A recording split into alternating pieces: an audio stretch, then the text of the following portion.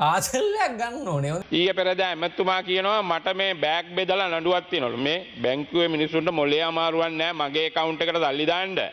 Board එකකින් අනුමත කරලා බෝඩ් එක බැංකුවේ වල මේ මහජන බැංකුව ලංකා බැංකුව කියන්නේ මේ මොලේ අමාරුවක් තියෙන මිනිස්සු ඉන්නවද?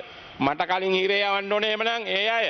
දැන් ඔබලාගෙන බොරු කියනකොට ඌව පළාත් සභාවේ ප්‍රධාන අමාත්‍යවරයාව සිටි චාමර සම්පට්ට 2016 වසරේදී ජාතික ඉතිරිකේ බැංකුවේ මගින් පෞද්ගලික අනුග්‍රහත්වයක් නොදැකීම හේතුවෙන් උරණ වී පළාත් සභාවේ ගිණුම් 6ක් ඉවත් කර ගැනීම හරහා දූෂණය නම් වරදක් සිදු කරායි කියන කාරණාව පිළිබඳව බැංකුව චාමර සම්පත් පාර්ලිමේන්තුවේ ඇහුව කතාව තමයි අපිට අහන්න තියෙන්නේ. නල්ලමා